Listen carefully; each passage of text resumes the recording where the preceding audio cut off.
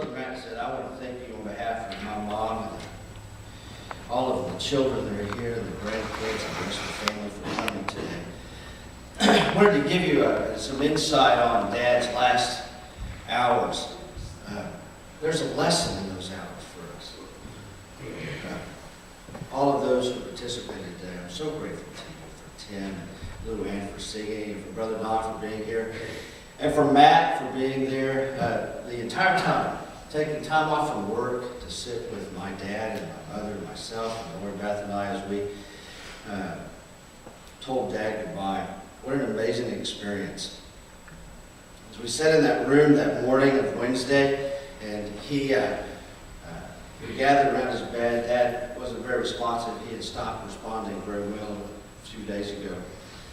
He did respond to one. And that was Lori Beth, as she got in his face and smiled and teased him a little bit, and he smiled so big over and over for a good 2 hours and interacted with her, showing his love for her and appreciation for her. And as Emily and Mom and Lori and I sat there with him and held him and put our arms around him, and Matt in the room praying for us and with him and encouraging him, what an incredible moment to experience my dad's faith as he closed his eyes and he peacefully just went home.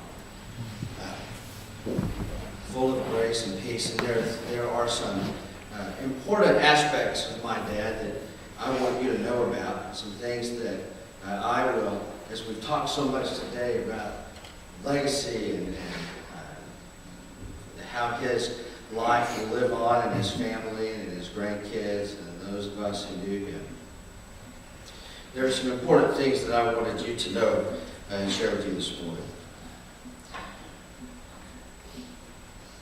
Pepsi Cola in a glass bottle, Italian wedding soup, peanut butter and syrup on biscuits for breakfast always. Short true spinnerbaits, Willie Nelson, Waylon, and Merle Haggard, hot summer days spent on the water, dove hunting, reading a book, shelling walnuts or pecans, wearing a baseball cap, eating Nutter Butters, John Wayne, James Bond, Star Trek, only the original cast, of course. And always red beans poured over cake. It really didn't matter what kind of cake, any cake at all would do.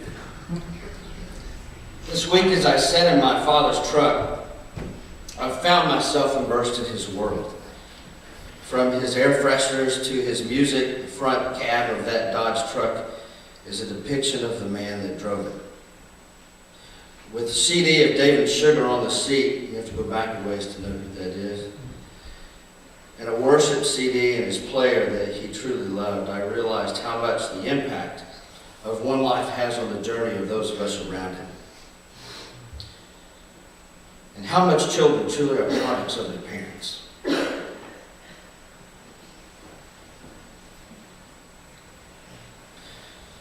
Those things that Daddy liked, I must confess, are things in my adulthood I find the most soothing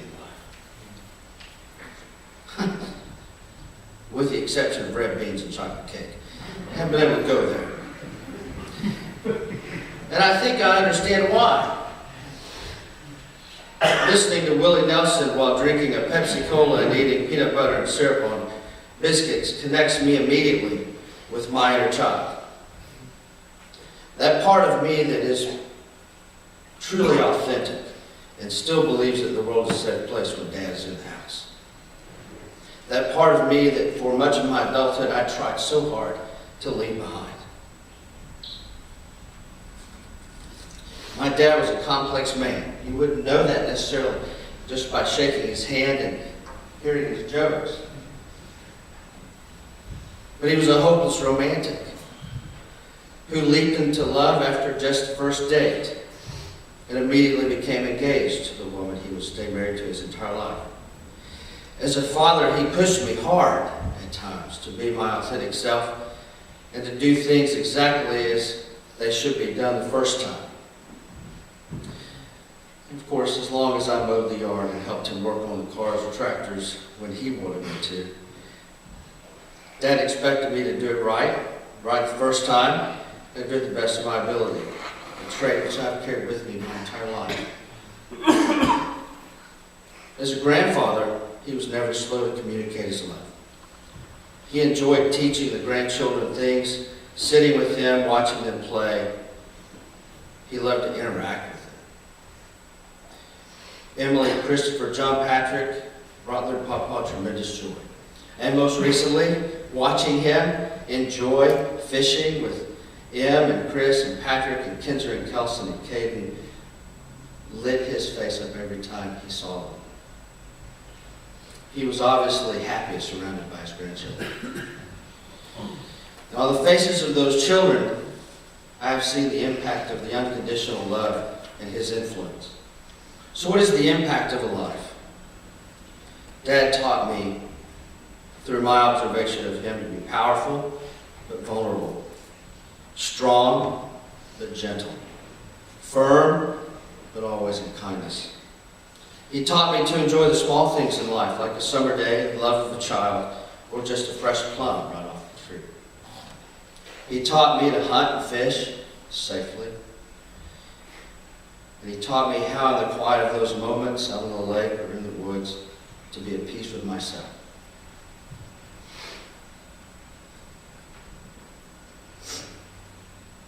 Dad taught me to fix anything, whether it was a refrigerator, a freezer, a coffee maker, a child's toy, anything that was in the house, in the yard, or the car, or the tractor.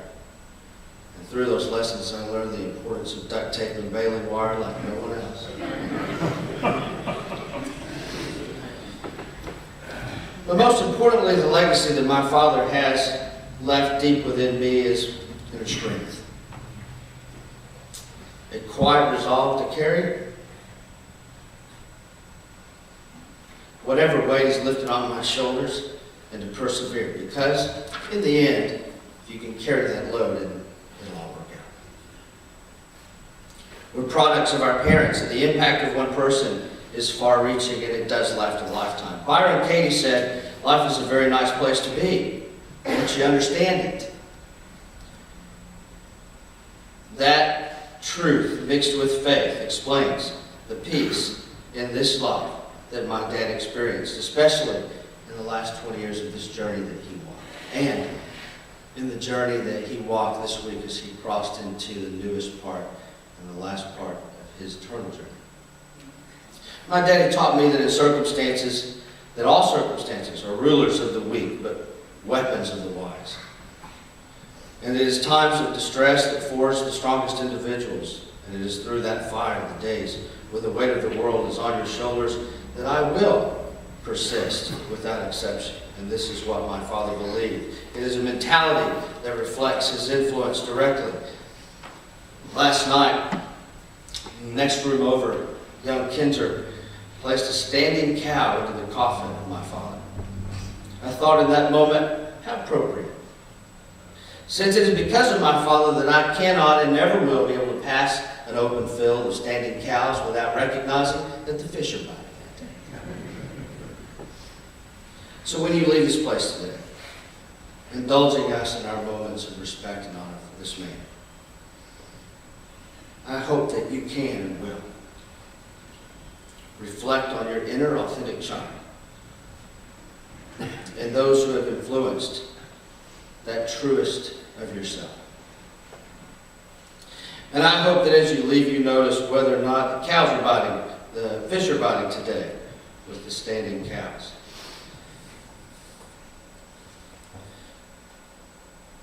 Lord Beth and my son Christopher and Emily have spent a lot of hours over the last few nights to share their memories of Papa with you. So, for our family, we would like to leave with you today. This man as we were and as we saw.